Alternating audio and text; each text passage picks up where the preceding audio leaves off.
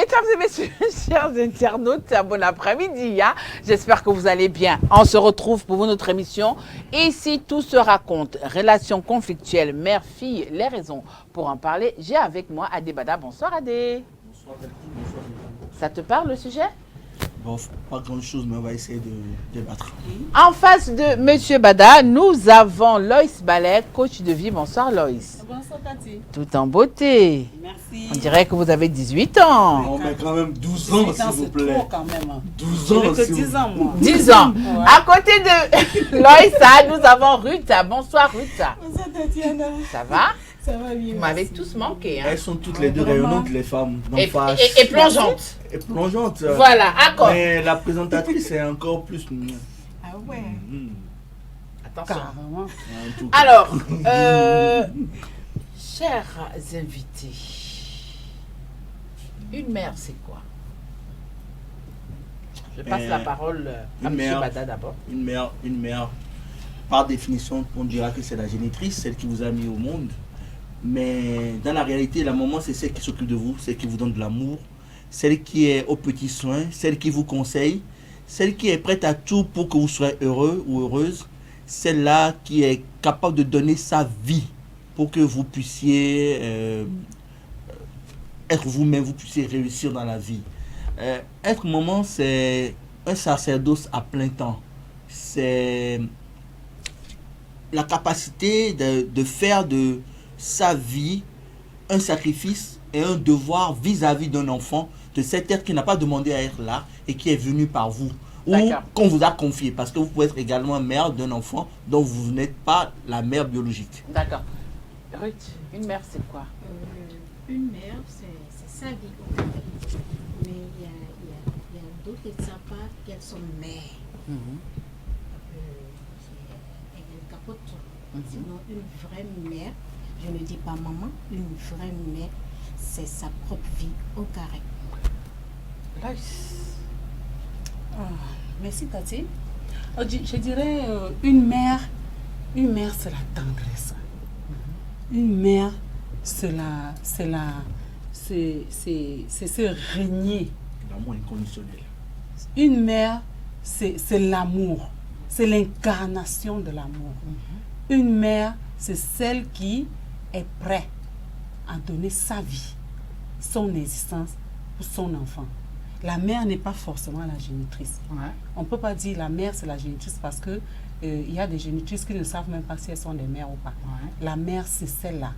C'est celle-là qui est consciente que l'enfant doit avoir un amour, je vais dire quoi? Quel genre d'amour? Le genre d'amour et il n'y a pas de conditions. J'aime mon enfant, même s'il est bandit, même si elle est prostituée, même si elle est n'importe quoi, c'est mon enfant et je l'aime telle qu'elle est. Alors, que représente pour chacun de vous une fille? Eh bien, je dirais, la fille comme le garçon, un enfant en général, c'est le prolongement Non, de ses parents. je veux pas. Non, Juste la fille. Ouais, d'accord. C'est le prolongement de ses parents. Une fille, c'est beaucoup plus la continuité de sa mère ou de ses tantes côté paternel et côté maternel. C'est la prochaine maman. C'est le socle de la société, parce qu'on dit toujours que de la qualité de la femme dépend la qualité de la société. Si vous avez des femmes bien éduquées, vous aurez une très belle société. Et si vous avez des femmes mal éduquées, c'est sûr que la société va aller dans tous les sens. Donc aujourd'hui, quand on me parle de filles, je vois cet être du genre féminin qui est à l'écoute et qui est en apprentissage auprès d'une autre femme, qui peut être sa mère ou peut ne pas être sa mère, et qui apprend les rudiments de la vie pour pouvoir demain être également le socle de la société. Et j'aime à le dire, vous les femmes, vous êtes ce qu'il y a de meilleur en ce bas monde, vous êtes les socles de nos sociétés et on a tout intérêt à avoir de bonnes filles pour aboutir à de bonnes femmes, parce que c'est la fille qui devient la femme de demain. Loïs. Oui, Une fille, c'est la future mère. Une fille, c'est celle-là qui est l'incarnation du futur de la société. Une fille, c'est celle-là qui représente le futur d'une grande famille. Une fille, c'est celle-là qui est la future mère d'un président de la République ou bien d'un grand homme d'affaires milliardaire, une fille, c'est l'incarnation de toute la beauté. Ruth? Je dirais tout simplement qu'une fille dans une famille n'est tout simplement que, comment dire, je ne veux pas dire la continuité, mais la racine de la famille. Pourquoi je dis ça? D'autres disent que ce sont les hommes qui prolongent les familles, mais tant que la femme ne porte pas, la famille ne va pas prolonger. Et tant que même si l'homme donne ses grains et autres là-bas, et que cette dernière amène au monde et cafouille tout, détruit tout, là vous n'avez pas une famille, vous avez c'est pas que des êtres vivants qui vivent peut-être dans une agglomération, même pas la famille, la dignité familiale, c'est simplement la fille de la famille. D'accord. Alors, je veux comprendre, vous m'avez présenté la fille, la mère, mais est-ce que ces deux personnes, à savoir la mère et la fille, il devrait exister des limites entre ces deux? Oui. Et c'est pas qu'il il doit exister des limites entre eux, puisque la maman a vécu des choses, a des expériences. Et toutes ces expériences ne peuvent pas être livrées automatiquement à la jeune qui suivit, qui fleurit. C'est pas à part qu'elle fera comprendre à cette dernière, à cette étape il le faut, à cette étape il le faut, à cette étape il le faut. Donc il doit obligatoirement avoir des limites. Ah ouais. Aloïs, vous partagez cet avis? Non. Oui, Et je ne peux pas partager parce que l'expérience de la mère doit être une leçon pour la fille. Si la fille n'est pas au courant de tout ce que sa maman a subi de tous les dans son parcours, elle risque de répéter exactement et voire même plus pire les erreurs de sa maman. La relation de mère-fille devait être une relation très étroite, de manière à ce que si la fille, pendant que la fille est en train de grandir, elle doit savoir que ma maman a commis telle erreur et qu'elle a subi telle conséquence, je dois faire attention. On a vu dans la société, dans beaucoup de familles où les mêmes répétitions se sont faites. Et c'est parce que la fille n'a pas compris exactement l'importance, ou bien la fille n'était pas au courant de tout ce que sa maman vivait. Et j'ai toujours dit, si la maman veut la réussite de sa fille et qu'elle a commis des erreurs et qu'elle a eu des moments de joie, des moments de peine, qu'elle essaye de toujours en parler à sa fille pour que la fille puisse tirer des leçons de là-bas. Alors justement, Adé, dites-nous un peu, est-ce que la fille maintenant en retour, elle doit avoir des principes vis-à-vis de sa mère? Le genre, nous avons des filles, ah non, maman tu dois pas faire ci, maman tu dois pas faire ça, et donc. Par définition, l'enfant vient d'un parent. Et nous devons nous arranger pour que d'abord nos enfants soient nos amis, nos confidents et nos enfants. C'est l'idéal, ça. Ça, c'est l'idéal. Et cet idéal, il faut travailler pour que l'idéal devienne une réalité. C'est dépendamment de l'éducation que vous donnez à votre enfant qu'un enfant va établir ou non des principes. Mais entre-temps, si vous arrivez à lui faire comprendre les limites qu'il y a à être à tel endroit ou à faire telle chose, ça l'emmènera à savoir se comporter en société. Ma fille, en tant que mère ou même en tant que père, ma fille doit être mon amie. Ouais. On est très proches. Mais ça ne voudrait pas dire que ma fille doit pouvoir faire des choses d'adultes sans être adulte. Je dois lui dire, attention, ça, c'est des choses qu'il ne faut pas faire. J'ai un ami qui a fait une expérience que j'ai adorée. Mohamed, s'il m'entend, je le salue au passage. Sa fille, à 6 ans, il lui a appris des livres sur le sexe pour l'enfant. Il lui a appris ce que c'est. Ta fille-là, à 9 ans, quand vous parle de cycle menstruel et tout, vous direz qu'elle est professeure. Et cette fille-là, parce qu'elle a eu cette connaissance-là à un certain âge, elle sait qu'elle ne doit pas avoir des rapports avant un certain moment et qu'il faille qu'elle aille à l'école, qu'elle ait fini ses études, qu'elle ait les moyens de s'assumer avant de poser ça. Mais lui, par exemple, il a pris un risque, puisque ça pouvait aller dans... Oui. Ah ouais, c'est un grand risque. Moi, je ne suis pas d'accord. Non, mais attendez. Si j'étais la maman, Ruth, je n'aurais pas accepté. On va laisser Adé développer, je viendrai vers vous. Allons-y. Mais vous savez, cette fille-là, comme on dit chez nous, quand même vous éduquez votre enfant, vous priez la divine providence de l'éduquer également pour vous. Tout à fait. Elle est venue avec un esprit de discernement très, très, très avancé. Elle était capable, à 9 ans, comme je vous dis, de discuter à bâton rompu de certains sujets gynécologiques. Mais ça lui a permis d'évoluer, de connaître ses limites dans la vie. À d'autres personnes, vous donnerez la même chance, ça va donner le résultat contraire. Parce que la curiosité malsaine va les emmener à faire un certain nombre de choses. Oui, mais là, c'est le Du père. coup, Là, c'était le père qui a oui. acquis. C'était pas la mère. Mais, Donc, mais avec le soutien de la mère, parce que la maman, elle a soutenu ce que le papa a fait, sinon ça n'aurait jamais donné quelque chose. Bon. Donc, dans ce cas, je veux comprendre, est-ce que dans ce cas, la fille aujourd'hui, surtout la jeune génération d'aujourd'hui, est-ce qu'elles ont le droit d'avoir des principes vis-à-vis de leurs parents? Non, elles ont le droit d'avoir des principes vis-à-vis de la vie de tous les jours, mais pas vis-à-vis de leurs parents. Surtout de la mère. Mais surtout de leur mère, qui doivent jouir d'un amour inconditionnel comme l'amour qu'ils leur donnent en tant que parents. Par contre, la fille doit savoir qu'il y a une manière de parler à sa maman. C'est pas sa copine, même si c'est son amie dans la vie de tous les jours. Elle peut pas dire, hé maman, elle peut pas dire ça par exemple. Ouais. Elle sait que il y a des limites à ne pas dépasser et qu'il faut respecter cette dame-là qui leur donne la vie ou ce monsieur qui leur donne la vie. Les principes, c'est bien, mais il n'y a pas de principe en famille quand on parle de père ou de mère et d'enfant ou de mère ou de fille. Il y a plutôt des limites à ne pas dépasser pour faire grandir la relation dans le respect réciproque. Voilà. Parce que autant l'enfant doit respecter son parent, autant le parent doit respecter Et son enfant pour lui apprendre que le respect est une des bases de la vie en société. Alors, il parle de respect. La mère doit en principe respecter la fille, vice-versa. Mais aujourd'hui, la mère est d'abord protectrice. Il y en a qui sont des amis, il y en a qui sont des confidentes. Mais la question, c'est de savoir aujourd'hui, dans ces relations mère-fille, qui parfois deviennent souvent conflictuelles, l'un des sujets qui entraînent le conflit, c'est lorsque la mère commence, par exemple, à fouiller dans la vie de sa fille. Est-ce que la mère a le droit de fouiller dans la vie de sa fille? Eh oui. Ah ouais? Ah oui. Normalement, la mère doit fouiller dans la vie de sa fille sans informer même la fille là. Puisque actuellement, ce n'est pas seulement les parents qui éduquent les enfants. La société éduque nos enfants à 70%. La télé.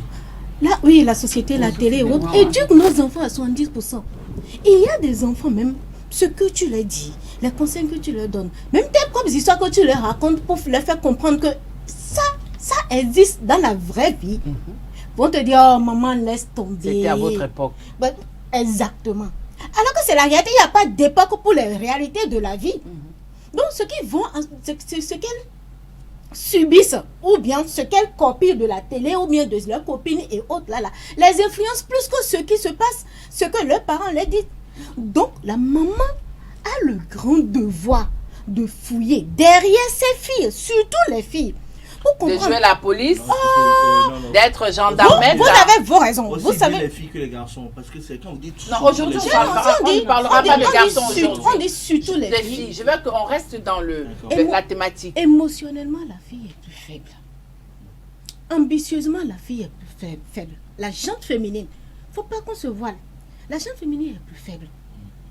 Quand quelqu'un, peut-être porte Vlisco, j'ai pas la possibilité de porter Vlisco, ça me plaît automatiquement. Alors qu'un homme qui porte Vlisco, un autre homme qui porte Vlisco à côté de lui, il ne va même pas te regarder. Ouais. Mais si c'est la femme, arrêtez. C'est pas parce que tu es belle, hein. C'est pas ça l'envie de porter. Donc la jante féminine est très très faible dans le côté ambition et émotionnel. Donc la maman, la mère plutôt doit fouiller sans que la fille ne sache. Et par rapport à ce qu'elle a découvert, c'est par rapport à ça qu'elle va maintenant changer son tactique d'éducation à sa fille. Sinon, si elle se dit, bon, ok, je te dis, si le garçon te dit bonjour, il faut fuir. S'il te fait bisous, là, il faut fuir. Si, non. C'est pas une vie, ça. Non, je suis en train de donner des exemples. Je ne dis pas que réellement, c'est ce qui se passe. Si elle te dit, tu sais, moi j'avais mal à la tête quand j'ai 15 ans. J'ai eu mes menstrues quand j'avais 10 ans. Et c'est pour elle que tu es quand tu as 9 ans. Non, si c'est seulement ça, elle va perdre sa fille. D'accord. L'éducation, la meilleure piste pour éduquer les filles, ou bien pour ne pas perdre sa fille, c'est à son issue de connaître qui elle est réellement. Même si tu mets ta fille au monde, tu ne sais pas qui elle est. D'accord. Alors, Ruth, pardon, là, vous êtes coach, hein. Elle estime que oui, on doit fouiller dans la vie de nos filles sans que ces dernières ne soient au courant. Oui, d'accord, on va le faire. Après, la question, c'est de savoir, est-ce que vous êtes prête à vous mettre celle-là à dos pour qu'elle commence à vous prendre comme une rivale, qu'elle commence à vous prendre comme celle-là qui veut détruire sa vie, parce que généralement, c'est ce à quoi on assiste de plus en plus. Oui, tout à fait. Je pense que fouiller dans la vie de sa fille, c'est même une obligation. La maman doit toujours savoir qu'est-ce qui se passe dans la vie de sa fille. Où est-ce que la fille est en train d'aller, avec qui elle discute, qu'est-ce qu'elle fait, à quel ami elle a, et fouiller même dans la vie des amis de sa fille. Ah ouais. Parce que si on dit, dis-moi qui tu fréquentes, je te dirai qui tu es. Si tu ne rentres pas dans la vie des amis de ta fille, ce sont les amis là qui seront même le poison de ta fille. Donc, donc ça veut dire quoi? La fouille là même est tellement profonde. Maintenant, là, il y a un problème. Il y a un cas. Mais oui, il y a un cas. Je pense que la fille doit aussi savoir que maman a les yeux sur moi. Parce que quand on regarde beaucoup de filles qui ont échoué ici dehors là, c'est des filles que la maman n'était pas présente dans leur vie. Il y a la majorité, quand elles se confient à moi par exemple, elles disent que quand je veux parler de leur côté, leur enfance, tu vas voir, et 80% te dit toujours, je n'étais pas très proche de ma mère.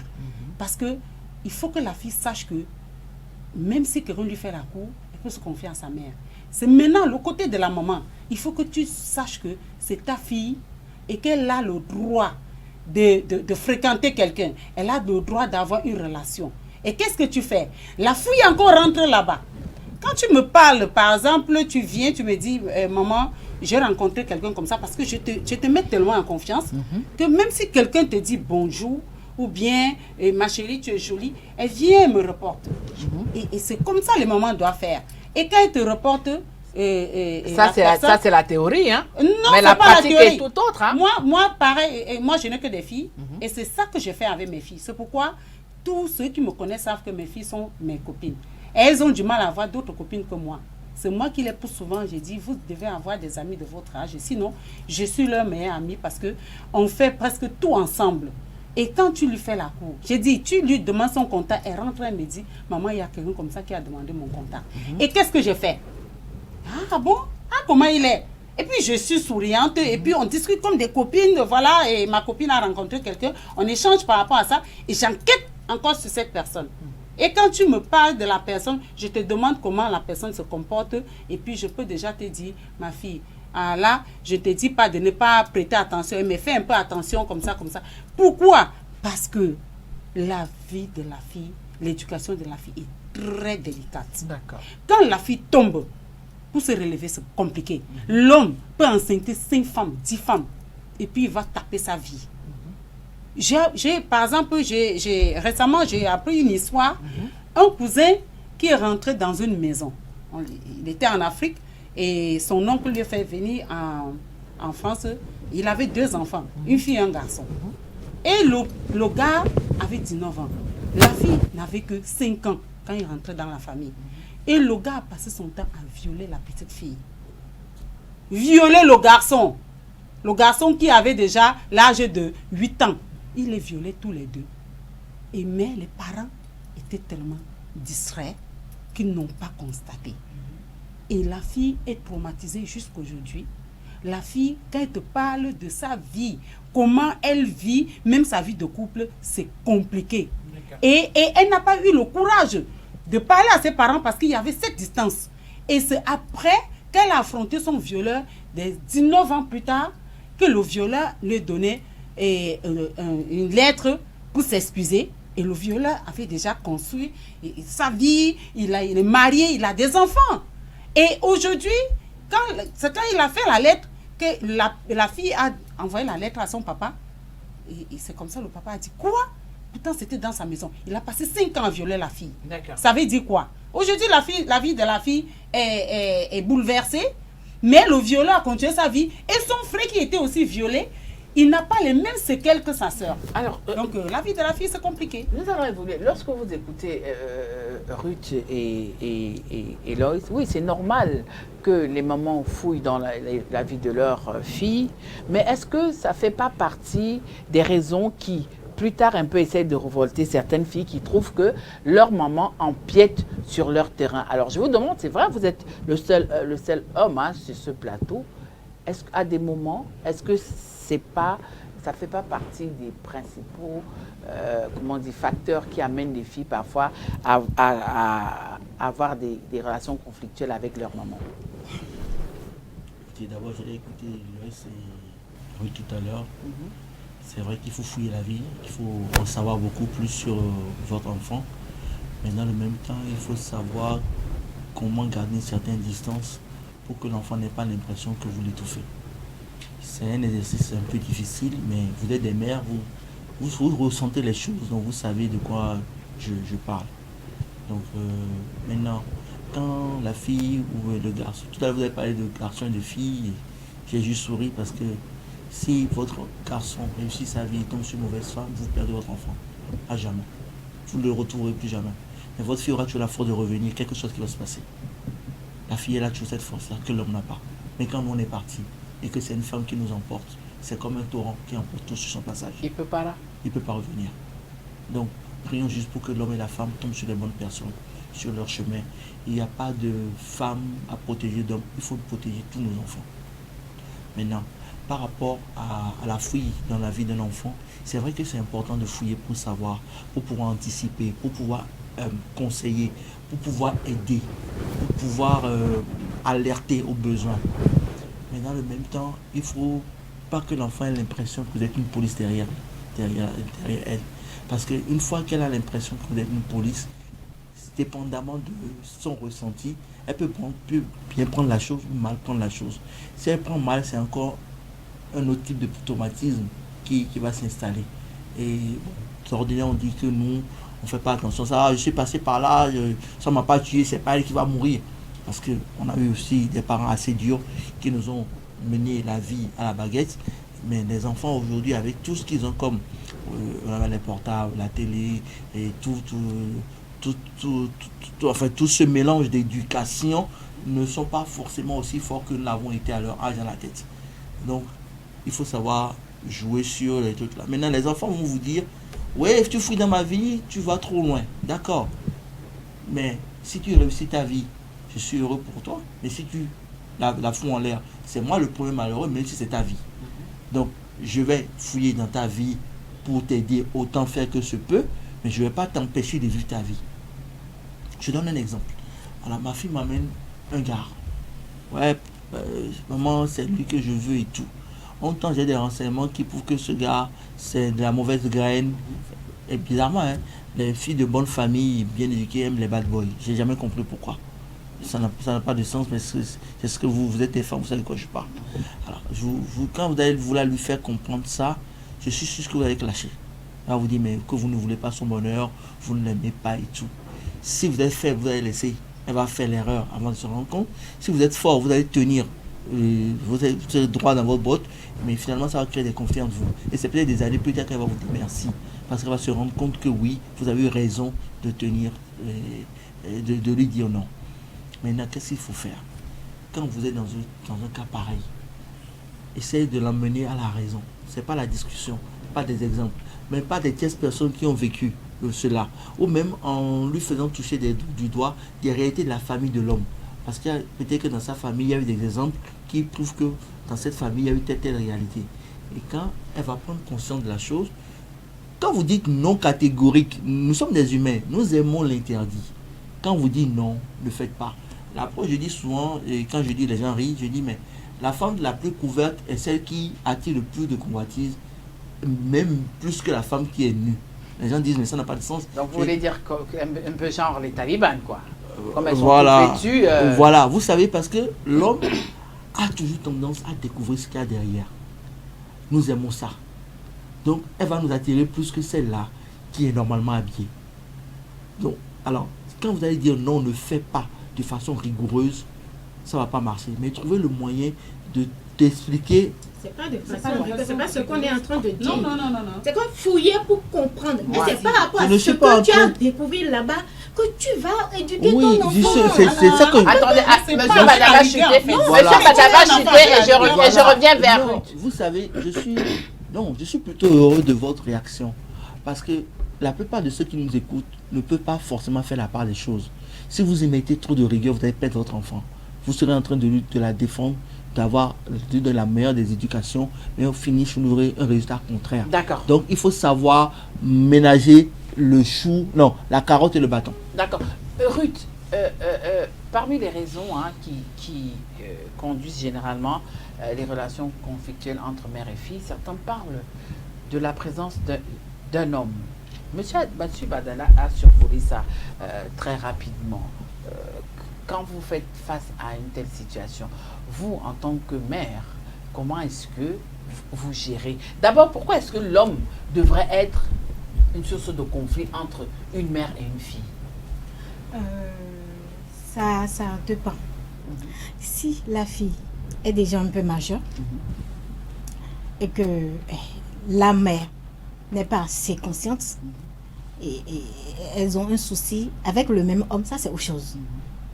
Maintenant, si la fille peut-être est en âge de puberté et qu'elle commence pas à avoir de petits sentiments pour un homme, que la maman juge maintenant, sa mère juge maintenant que c'est pas une bonne piste, ça c'est aussi autre chose. Si nous prenons ce pan-là, c'est à la maman maintenant de savoir. C'est sa fille, c'est elle qui veut sauver sa fille.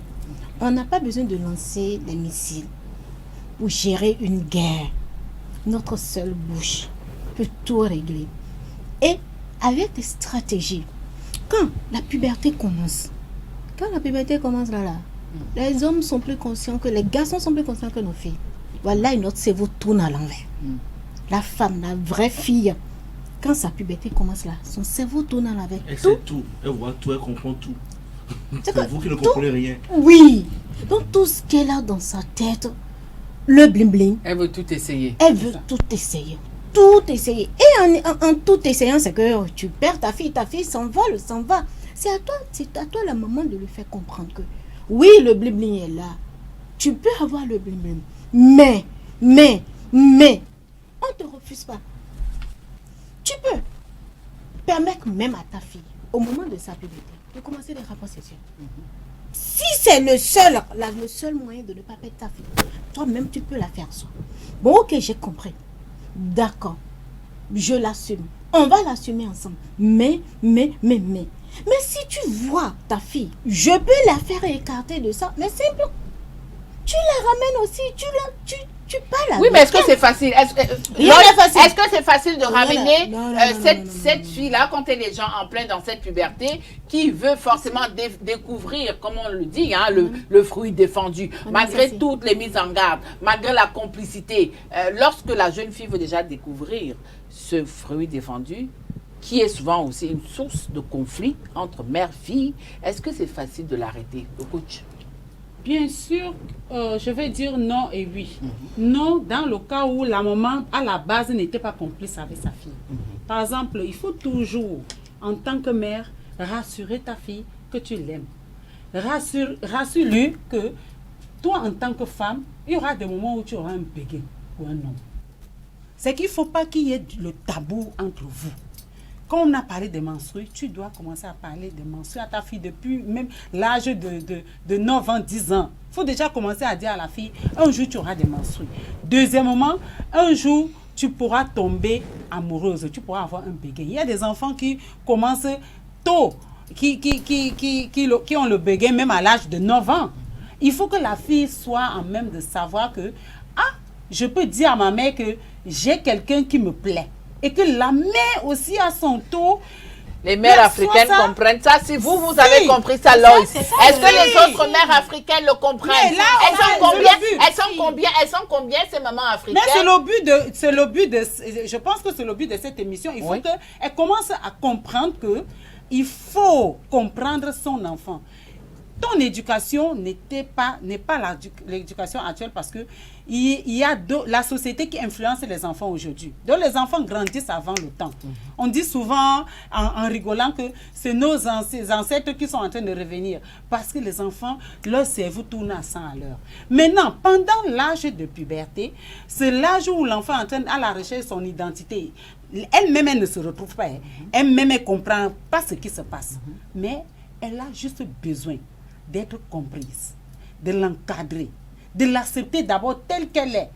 La puberté, même si tu as 5 enfants, 3 enfants, chaque enfant vient avec sa phase. Mais qu'est-ce qu'on fait? On doit avoir la main de fer de velours. Ça veut dire quoi? Savoir quand frapper et savoir quand apaiser. Et là, tu vas récupérer facilement ton enfant. À un certain âge, tu peux dire à l'enfant, tu sais, je pense que ce que nous sommes en train de faire ici, j'ai l'impression que tu ne comprends pas. Si tu te sens qu'il te plaît vraiment là, vas-y. Mais sache qu'il faut que tu me dises parce que c'est moi qui je te donne le OK, non? Oui. Voilà, donc dis-moi tout ce qui se passe autour. Généralement, quand tu dis ça à la fille et que tu lui as déjà donné tous les conseils, elle peut aller jusqu'à la dernière minute, elle se lève et dit je ne peux plus. C'est ce qui est arrivé à ma fille. Alors, justement, tu donnes le OK. Oui, Dieu merci, votre fille, elle n'a pas sauté le pas. Il y en a, tu donnes le OK, ça devient intense et ça crée une certaine jalousie entre la mère et la fille. Alors, comment vous expliquez ça? En tant qu'être humain... non, vas-y, allez-y, je vais revenir vers elle. Non, mais en tant qu'être humain, quand vous êtes attiré par le sexe opposé, quand ça devient très fort, on perd la raison. Ça, c'est humain, dans tous les sens du terme. Maintenant, c'est une question d'éducation à la base. Tout à l'heure, la coach a parlé de... nous sommes dans une société qui n'est plus celle qu'elle était. Écoutez, traditionnellement, on a éduqué nos grands-mères de la meilleure des manières. C'est nos mères, parce que qui ont pensé qu'elles sont devenues modernes, qui ont délaissé un certain nombre de choses. Dans nos villages, quand une fille devient pubère, quand elle commence à menstruer, ça se sait, il y a des signes. Et il y a des mesures que prennent les mères. Et les mères vont, même les grands-mères, surtout les grands-mères, apprennent même aux enfants comment avoir des rapports sexuels, comment maintenir la maison et tout. Ça se fait. Au centre du Bénin, il y a bien des villages où ça se fait. J'ai eu à écouter des grands-mères conseiller des filles comme ça. Et même les hommes, comment aborder les femmes, on leur apprend. Bon, soit dit en passant, quand la femme est attirée par un homme, que la maman lui dit non, et que ce non est un peu trop catégorique ou bien ferme, ça crée de la jalousie parce que la fille se dit, mais toi tu fais ta vie, pourquoi est-ce que tu ne me permettrais pas moi de faire ma vie? Mais elle oublie que sa maman a une expérience, un savoir-faire qu'elle n'a pas et qu'elle doit acquérir. Mieux, si derrière, l'homme lui fait des choses que ses parents sont incapables de lui faire, elle va s'en prendre à ses parents. C'est comme si ses parents l'empêchaient d'être heureuse. Mais elle ne sait pas que l'homme qui fait ça aussi a un objectif et que c'est peut-être de manière malsaine que cet homme-là l'entretient. Elle n'en sait rien du tout. Elle ne voit que ce qui est apparent. Mais les parents, ils voient au-delà de ce qui est apparent et c'est pour ça qu'ils veulent le bonheur de leur enfant et se disent non, on ne peut pas permettre un certain nombre de choses. Dans le jeu avec elle. Ouais. Faut rentrer dans le jeu avec elle, faire comprendre que ce qu'elle est en train de faire, ce qu'elle subit, c'est la meilleure des choses. Mais en rentrant dans le jeu avec elle, tu la ramènes à l'ordre. Merci. Non, mais je suis pas en train de vous demander d'être en conflit avec votre enfant. Je vous explique les tenants, les aboutissants des conflits que vous avez avec vos enfants filles. Maintenant, quand vous avez tout ça comme information, vous savez comment gérer au mieux la situation. Et comme vous venez de le dire, tout est une question d'approche. Quand votre enfant est votre ami, il n'y a pas de raison que vous ne vous compreniez pas. Maintenant, si vous voulez faire de votre enfant, genre, je suis ta maman, tu es ma fille, là, ça devient un problème. Parce que l'écart vous devient tellement abyssal que le dialogue devient impossible. Rita, la jalousie, d'où naît la jalousie mère-fille? J'avais donné 2 exemples. Même le papa peut être sous de jalousie entre les filles. Oui, aujourd'hui, on parle surtout des mères-filles. Et si on prend toujours l'exemple de la fille qui rentre en pubère, la jalousie vient de la fille. Parce qu'elle se dit que ma maman jalouse ce que je mène comme vie. J'ai iPhone quand j'ai 14 ans. Maman n'a jamais eu un iPhone dans sa vie. Peut-être c'est parce que mon mec m'a donné un iPhone que maman dit que ah non, tu sors, ah non, tu fais tout là. C'est la jalousie vient de la fille. Et quand la fille, tu remarques que ma fille ne m'écoute plus, la fille croit que je suis jalouse d'elle. Tu rentres dans le jeu, je le disais tantôt, tu rentres dans le jeu avec elle, tu l'as fait comprendre que ok, ta vie est la meilleure. Mais dans cette vie meilleure, ces conséquences, il y en a, ces conséquences, il y en a, ces conséquences, il y en a. À moins que cette fille commence déjà, excusez-moi, à prendre le micro. Donc même si elle prend le micro, elle peut laisser le micro. Ah ouais. Il faut un certain âge pour prendre le micro, elle ne peut plus laisser. Il y a une certaine... Non. Oui. Monsieur Badadé du tout pas content démarres, avec vous. Hein. Il n'est pas d'accord avec vous quand on sait qu'aujourd'hui, tu peux de plus en plus, il y en a qui commencent à prendre le micro à 10 ans. Hein, donc, Seigneur Jésus. bon, non, continuez. Si ton enfant commence à prendre le micro à l'âge de 10 ans, mais toi, tu n'es pas une mère. On ne sait pas où tu étais jusqu'à ce que ton enfant commence à prendre le micro à l'âge là. Non, sérieux. J'ai dit tu n'es pas une mère. Si ton enfant commence à prendre le micro à 10 ans. Je vous écoute, monsieur Bada. Je vous écoute, monsieur Bada. Je vous en prie. Ne jugez pas ces mères-là, ne leur jetez pas l'opprobre. Non, je ne Vous jette savez, pas écoutez. Bon, attendez. Écoutez, nous sommes Monsieur Bada, une minute. Parlez en une minute. Oui, j'ai connu une société où on fume à 8 ans, on connaît le sexe à 8 ans et on connaît l'argent à 10 ans. J'ai vu dans certains pays africains. Et dites-moi, déjà, à 40 ans, 50 ans, on est comment? dites-moi, on prend la retraite. Dites-nous. Et c'est vrai que parmi nous, il y avait des gens comme moi qui ne suivaient pas la vague ou la tendance. Mais c'est quoi? J'ai compris une chose. Ils en ont fait une coutume. Donc même les parents, à un certain moment, n'avaient pas la force de gérer la chose. C'est nous qui étions de l'extérieur, qui n'étions pas dans le moule à la base, qui arrivions à tirer notre épingle du jeu. D'accord, ok, on vous aura compris. Désolé, on peut même pas parler de ça. Ruth, c'est des trucs qu'on ne peut même pas dire. Ruth, s'il te plaît. De société. Ruth et Adé, s'il vous plaît. Oui. Je vais passer la parole à Loïs parce qu'elle a vraiment demandé la parole. Monsieur Adé m'a coupé la parole, j'ai pas fini. Bon, et chutez alors. Toi aussi, tu m'as coupé ma parole. Bon, de toutes les façons, j'arrache ma parole. J'ai dit ce que je n'ai pas apprécié. J'arrache donc ma parole. Moi, je dis que c'est un bon exemple. Ah, monsieur Bada. Monsieur Bada, pour ne pas remettre la parole. Je vous laisse la parole. Non, j'arrache ma parole et je la passe à Loïs. Alors aujourd'hui, est-ce que nous avons toujours des mères qui sont des modèles pour leurs filles? Tout ce que vous venez de raconter avec la société que nous avons aujourd'hui, la génération 70, 80, nos mamans étaient nos modèles. Mais aujourd'hui, est-ce que c'est encore le cas? Est-ce que les filles s'identifient encore à leur maman aujourd'hui? Si, tout à fait. Il y a des filles qui s'identifient beaucoup parce que ça dépend du comportement de la maman. Je dis toujours, la maman doit savoir de quel côté influencer la vie de sa fille. La fille, elle a grandi. Elle a tout ce que toi, tu as. C'est toi qui es en train de voir que... Non, désolée. Elle a tout. Quand elle se regarde, elle se voit femme. Toi, tu es une femme, je suis femme. Donc, qu'est-ce que tu veux me montrer? Même si tu es sa mère, dans sa tête, surtout à l'âge de la puberté, c'est ce qu'elle pense. Donc, du coup, qu'est-ce que tu fais en tant que mère? Tout ce que tu peux faire, c'est de l'accepter en tant que femme d'abord. Vois ta fille comme femme. À partir du moment où, oui, ou bien pas comme ton enfant, il faut la voir comme une femme comme toi.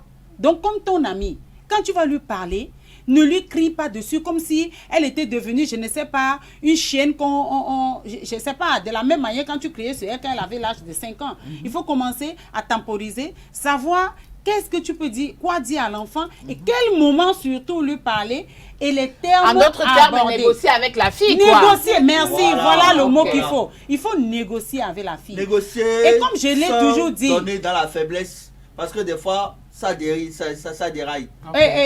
Tu dois négocier avec la fille. Ça déraille quand tu vois que ça déraille, quand tu commences pas à négocier. Si ça ne déraille pas encore, tu ne peux pas négocier avec la fille. Il faut négocier sans se faire emporter par le chantage. Parce que comme Tati a posé... Monsieur